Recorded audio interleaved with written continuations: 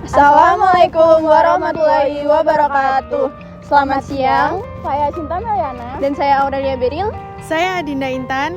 Saya Nur Wafa. Saya Salwa Azari Ramadhani. Dan saya Hanan Sibah. Kami dari kelas C, Fakultas Hukum Universitas Muhammadiyah Malang. Pada video kali ini kita akan menampilkan sebuah wawancara sebagai penunjang tugas ujian akhir semester mata kuliah Sosiologi Hukum. Kami akan mengajak teman-teman untuk berkunjung ke kantor layanan hukum dan juga Rusunawa P2KK UMM. Tema pada wawancara kali ini adalah peranan sosiologi hukum dalam penegakan hukum di masyarakat. Berbicara tentang sosiologi dan hukum yang dimana kedua hal itu tidak bisa dipisahkan satu sama lain. Betul, seperti yang dikatakan oleh Profesor Satiftor Raharjo, hukum untuk masyarakat, bukan masyarakat untuk hukum. Lalu bagaimana sih pendapat para penegak hukum tersebut, mulai dari advokat sang penasehat hukum, terus Satpam Rusunawa sebagai penegak keamanan. Nah, yang akan melakukan wawancara kali ini adalah bagian beberapa anggota pria dari kelompok kita. Wah, pasti menarik nih, jadi langsung saja. Pertama, kita akan berkunjung kepada salah satu penegak hukum. Bagaimana kelanjutannya? Simak selengkapnya.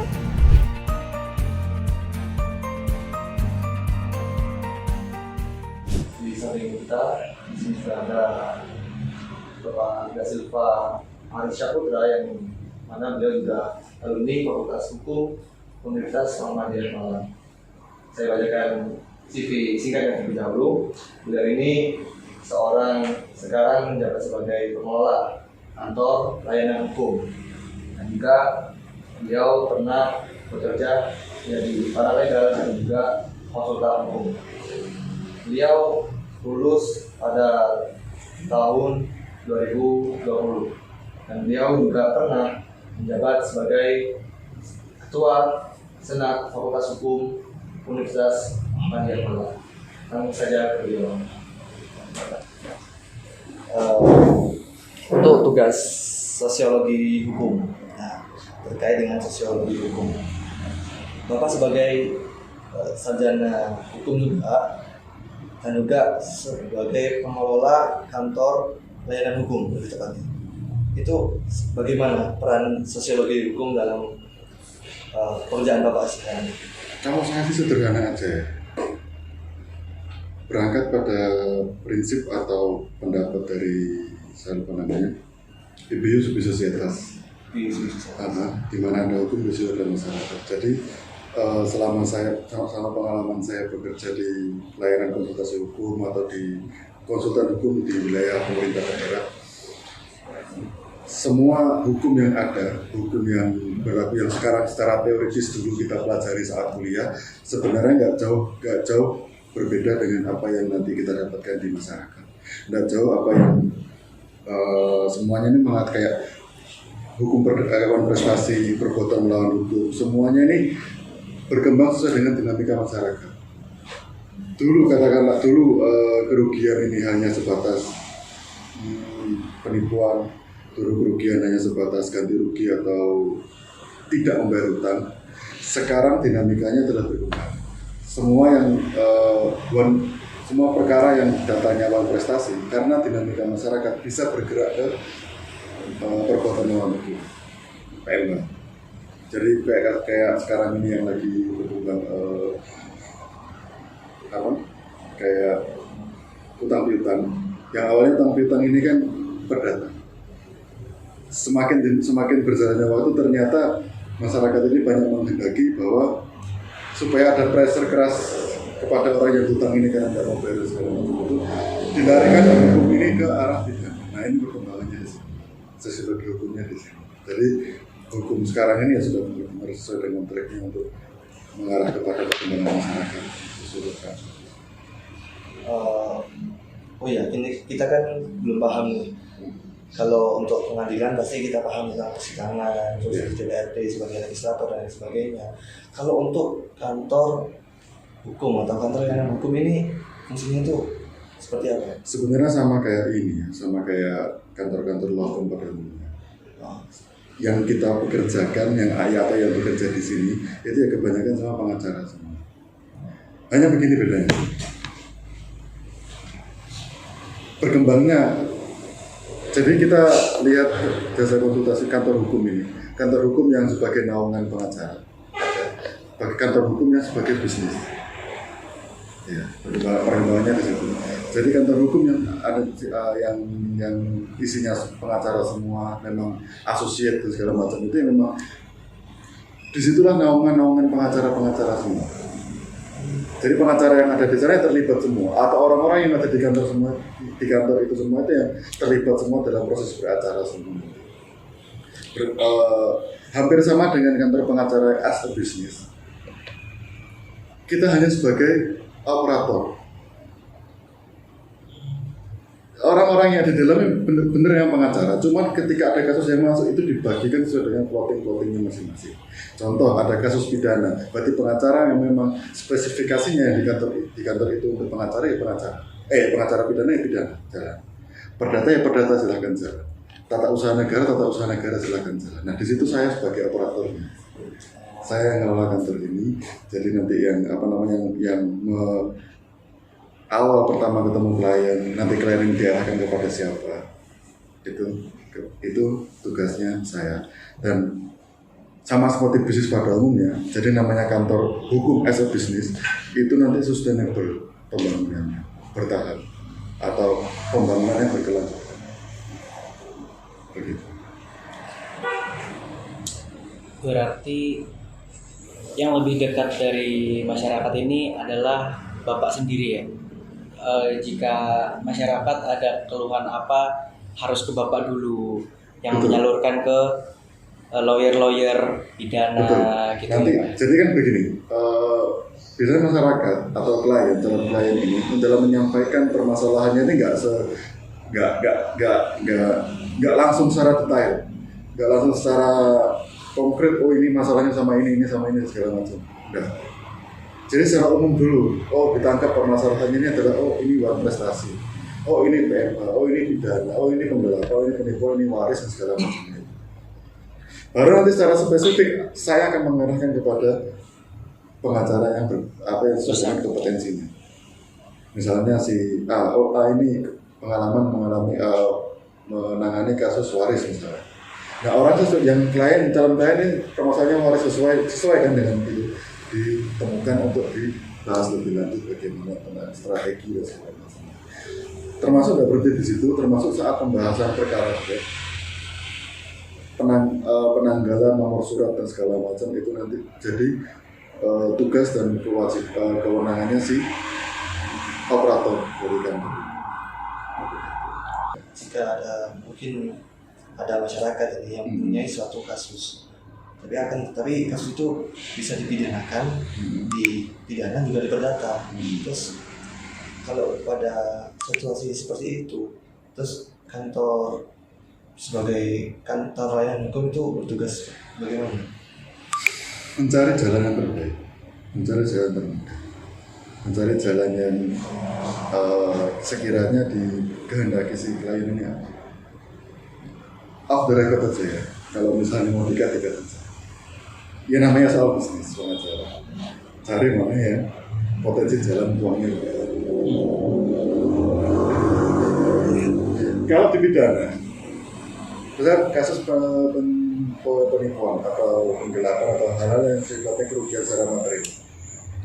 Kalau dipidana kan berarti si tersangka atau lawan ini kan nggak kembalikan uang. Betul ya? Tidak kembalikan uangnya karena dia sudah dipidana, sudah penjara. Lain cerita kalau lewat jalur perdata pasti dia akan dikembalikan karena biasanya pengacara itu dapat dari situ, dapat fee, sukses fee ya. Itu dari ya biasanya mungkin berapa persen dari total kerugian yang dikembalikan. Itu kalau sesuai dengan hitung-hitungan bisnis, termasuk hitung-hitungan kos yang dibayarkan ketika menangani kasus. Misalnya kalau kirim somasi lewat pos aja kan lebih murah. Kalau ngirim somasinya kita langsung ke tempat si lawan atau penggugat atau terpidana atau apapun bentuknya kan lebih makan biaya banyak. Nah itu sehingga kita temukannya jalan yang paling mudah, paling singkat, tapi efektif dan efisien. masalahnya lagi juga kalau yang sulit hati yang sulit itu klien yang nggak mau terbuka. Klien nggak mau terbuka ini kadang-kadang kan orang pada cara berpikirnya orang ketika berhadapan dengan hukum itu menunjukkan kalau dirinya nggak pernah salah, menunjukkan dirinya nggak mau salah, kalau disalahkan ya benar terus gitu. Tapi nggak gitu cara mainnya pengacara dan nggak begitu cara mainnya advokat. Ceritakan sedetail-detailnya, kalau salah ya bilang salah, kalau kamu melakukan ya bilang melakukan, kalau enggak bilang enggak. Karena strategi penanganan juga beda-beda. Orang yang strategi penanganan ketika dia bersalah ini gimana, dan strategi penanganan ketika dia tidak benar-benar tidak bersalah ini. Jangan sampai ketika dia ngomong tidak bersalah, otomatis kan kita ngomong pakai strategi tidak bersalah. Ternyata dia bersalah. Nah itu misinya kan di situ. Jadi kita sudah melakukan tugas dengan baik dan benar, ternyata pada prakteknya dia salah. Miskomunikasi antara klien dan pengacara. Itu. Laporan masyarakat apa yang sering Bapak temui gitu? Kalau di kantor ini dikenalnya sebagai pengacara pengendali tanah. Jadi apa namanya, perkara-perkara yang sering masuk ke tanah, tapi tanah macam-macam ya, entah tanah secara PMH, penyemprotan lahan dan segala macamnya itu, atau dalam bentuk waris, atau dalam bentuk harta kerugian. Itu yang sering dilaporkan ke masyarakat. Itu yang pertama, yang permasalahan tanah yang sering itu. Yang kedua ini pidana sih, pidana kayak penipuan yang sering masuk. Berarti lebih sering masuk yang perdata daripada yang pidana, Pak. Kalau misalnya seorang yang mungkin kurang paham akan hukum, tentang pengacara itu kadang bisa orang bilang pembela kesalahan. Menurut penjelasan Bapak itu bagaimana? Sebelumnya tak inginkan dulu. Cuma mau menjelaskan ini agak sedikit ke masyarakat. Pakai teorinya Von. Jadi kesalahan itu ditarik titik mula permasalahan. Saya bunuh, siapa namanya? Dika. Aku bunuh Dika menggunakan pisau. Kesalahan bukan berhenti ke saya, tapi si pembuat pisau pun juga yang salah, karena saya membunuh Dika menggunakan pisau yang dia buat. Itu teorinya Von. Termasuk pengacara. Pengacara membela orang yang salah, lantas kemudian apakah pengacara juga ikut bersalah? Kan tidak masuk akal. Sama logikanya dengan guru yang ngajar murid sekolah. Ternyata diketahui kemudian dari murid ini jadi seorang kriminal. Apakah gurunya yang salah? Enggak. Tapi mau menjelaskan ini kan sulit ya misalnya. Yang kita jelaskan ke masyarakat adalah yang dibela itu bukan perilakunya, tapi hati. Contoh, seorang kadang-kadang kalau berhadapan di depan hukum itu gugup. Nah, terus merasa takut. Nah, yang kita lakukan itu untuk menenangkan mereka. Yang kedua, jangan sampai karena kegugupannya, ketakutannya, dia melakukan segala hal saat berhadapan dengan hukum tadi itu. Contoh, karena dia takut, akhirnya dia terpaksa berbohong. Nah, itu yang kita hindari. Cari kepala. Nah, yang kemudian haknya dia ketika contoh di kantor polisi, ketika dia di BHP, ketika dia diperiksa polisi, karena dia misalnya memang dia nggak melakukan, terus dia nggak mau ngaku, kemudian dia dipukuli sama polisi. Nah ini kan nggak boleh kan dipukuli sama polisi atau dipaksa mengaku sama polisi. Nah itu yang kita haknya dia. Terus berkaitan sama pengenaan pasal ini juga harus tepat kena kepada dia. Katakanlah dia memang benar, dia orang yang narkoba misalnya, dia pengguna narkoba misalnya. Nggak mungkin dong dia dikenakan tiba-tiba pengedar narkoba, karena juga beda pasal juga. Ya udah, kalau emang dia sebagai pengguna narkoba ya biarkan dia kena pengguna narkoba, jangan ditambahi pengedar. Biasanya kan jaksa atau hakim atau kepolisian kadang-kadang suka nambah-nambah itu. Nah, hak-hak kayak gitu yang kita atau dalam kasus perdata misalnya ada jalur administrasi yang mereka tidak tahu. Misalnya pengurusan tanah itu misalnya tanah yang petok D atau petok D ya, tanah petok D di lurah. Sebenarnya memang harus kekuatannya itu lebih tidak jauh lebih kuat daripada sertifikat, atau dengan kata lain sertifikat tanah yang dikeluarkan BPN itu lebih kuat daripada petok D. Tapi masyarakat yang awam di desa atau di pokoknya daerah-daerah ya masyarakat yang pelosok lah, itu menganggapnya petok D, surat tanah yang dikeluarkan oleh pemerintah desa atau kepala desa ini yang paling kuat. Padahal dinamika sekarang yang berjalan, dinamika masyarakat yang berjalan, ini sertifikat ini yang lebih kuat sekarang, karena petok D semua itu harus dialihkan sertifikat semua biar memiliki legalitas semua. Nah, balik lagi ke dinamika ke sosiologi hukum tadi. Nah, masyarakat kondisi-kondisi yang seperti ini tuh yang hari ini berubah dan masyarakat itu belum bisa mengikuti. Sedikit yang bisa mengikuti. Makanya banyak permasalahan kayak geger masalah tanah, kepemilikan dan segala macam karena itu tadi. Ada juga sertifikat ganda, ada juga kepemilikan ganda. Oke, pertanyaan kali ini tentang bagaimana sih gambaran tantangan dan gambaran hukum dalam masyarakat ke depannya itu menurut Bapak bagaimana? Dan yang pertanyaan kedua juga langsung saja, bagaimana sih kita sebagai mahasiswa agent of change dan social control itu dapat menjalani atau melawan tantangan tersebut.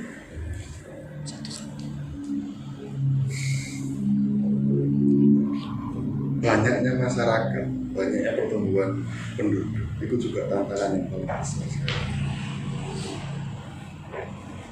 Contoh ya, tanah untuk sebagian orang itu dianggap sebagai mahkotanya.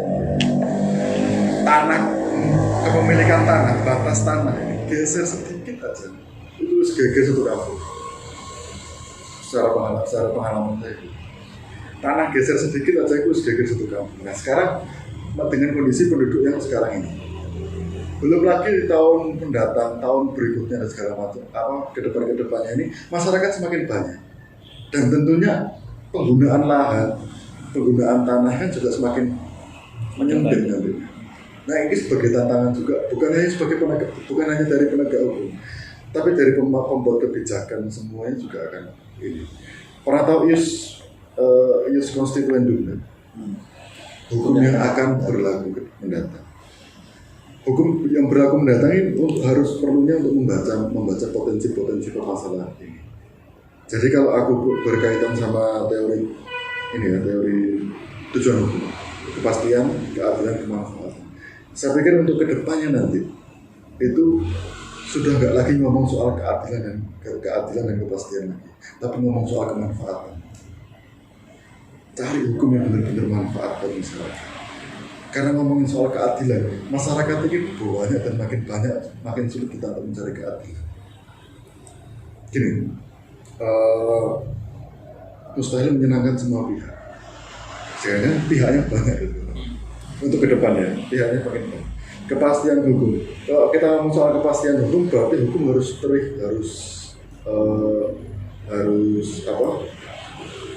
saklek. Sedangkan masyarakat nantinya akan semakin banyak, dan karakter masing-masing juga akan berubah sesuai dengan zaman. Makanya yang aku pikirkan ke depan, hukum harus benar-benar harus mencari manfaat. Berangkatnya gini lagi, RKUHP atau KUHP yang sudah baru disahkan itu ya. Hewan peliharaan masuk ke pekarangan rumah. Orang yang punya ayam ini, orang yang punya peliharaan ini akan dipidana. Hari ini mungkin kita akan memperdebatkan hal itu. Hari ini mungkin kita akan mempermasalahkan kenapa sih kok hal begitu aja diatur. Ya kita kan nggak tahu ke depannya kayak gimana. Ya kan kita kan hidup di kota nih, nggak tahu kita di desa ini orang yang kucing atau hewan peliharaan yang masuk ke dalam pekarangan rumah orang yang bisa geger itu kan. Nah hal-hal kayak gitu yang sekarang ini sudah mulai dibaca. Jadi jangan lagi kita memperdebatkan atau kita memusingkan soal perzinahan segala macam. Tapi hal-hal kayak begitu tuh yang harus kita sebagai mahasiswa hukum harus lihat. Hal-hal yang kayak apa sih manfaat kedepannya apa? Kira-kira ke depan ini apa? Kenapa kok diatur seperti saat ini? Undang-undang dasar ini mengatur bumi, air, tanah, ruang angkasa. Pertanyaanku, ruang angkasa ini buat apa deh? Sebagai agraria, sebagai batas teritori negara. Nah kan kita nggak tahu di kemudian hari tiba-tiba Indonesia punya astronot, punya satelit, kan kita nggak akan bisa tahu. Makanya diatur mulai sekarang.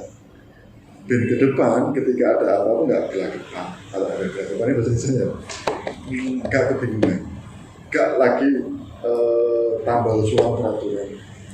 Karena peraturan di awal sudah dibuat, tinggal nanti anak cucu ini yang meneruskan. Jadi itu tantangannya adalah bertambahnya jumlah penduduk. Itu secara hukum, secara umum. Tapi secara keprofesian bertambahnya jumlah penduduk berarti juga bertambah mereka yang kuliah di fakultas hukum. Banyak yang kuliah di fakultas hukum berarti banyak yang jadi sarjana hukum. Banyak yang lulus sarjana hukum berarti juga banyak yang jadi lawyer, pengacara. Berarti persaingan dunia usaha pengacara ini kan semakin ketat. Itu tantangan. Jadi kalau kalian sebagai mahasiswa fakultas hukum pandai-pandai membaca,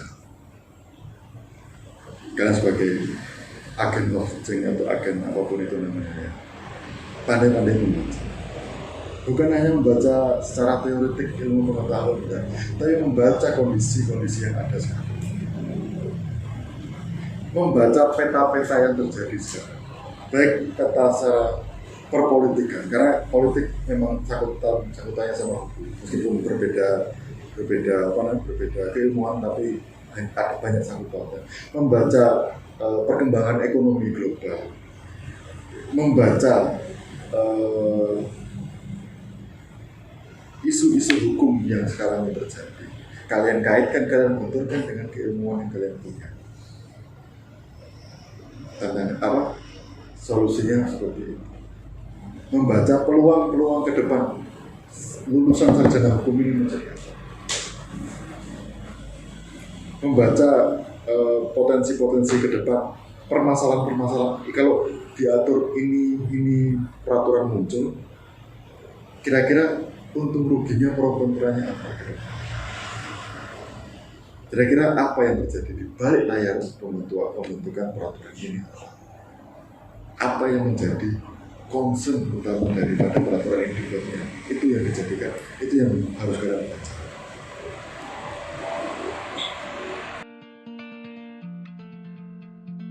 Terima kasih teman-teman yang telah berkunjung ke kantor layanan hukum rasio, mewawancari advokat dan pengurus kantor tersebut.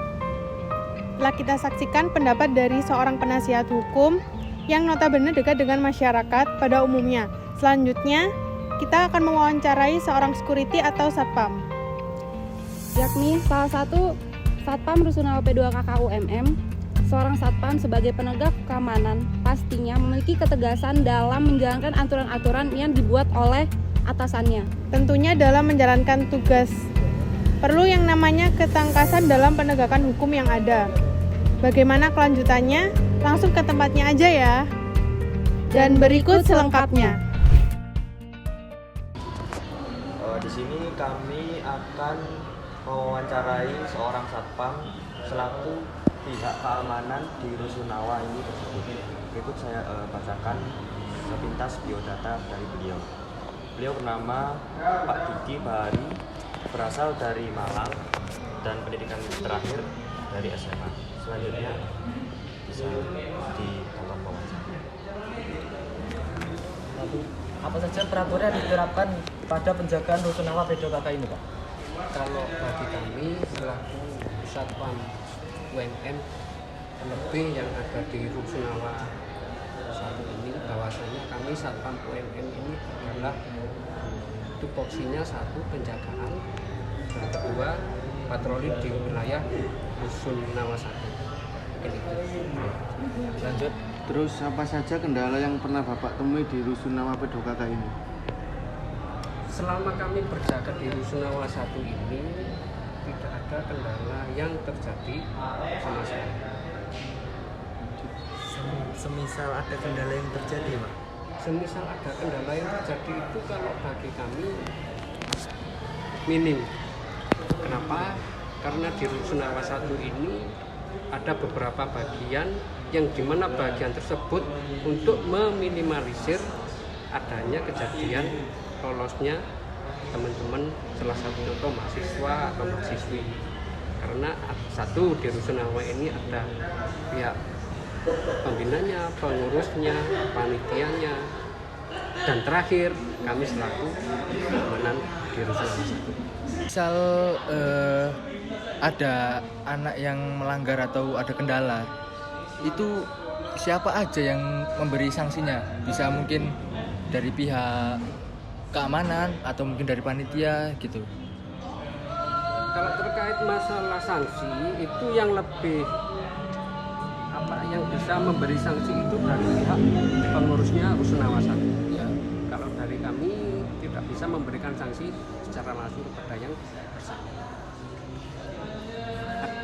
Di mana saja tempat yang biasanya terjadi pelanggaran, Pak? Kalau pelanggaran, mohon maaf ya, yang saya sampaikan tadi 0 pelanggaran, 0 kendala. Itu aja sih.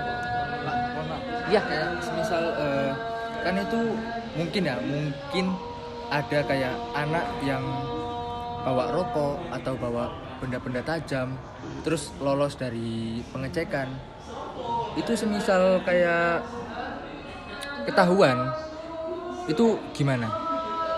Kalau terkait membawa rokok, membawa tajam, yang pertama teman-teman masuk ke Rusunawa 1 ini kan sudah ada pemeriksaan. Benar. Betul kan? Nah, kalau memang ada temuan seperti itu pasti ada sanksinya. Nah, sanksinya tersebut sama yang saya sampaikan di awal tadi, yang berhak memberikan sanksi itu dari pengurus dan kalau dari kami hanya sekedar mendampingi untuk permasalahan yang sedang terjadi.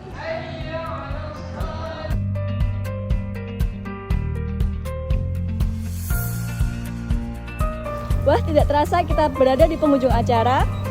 Telah selesai wawancara dari kelompok kami dengan tema peran sosiologi hukum dalam penegakan hukum di masyarakat.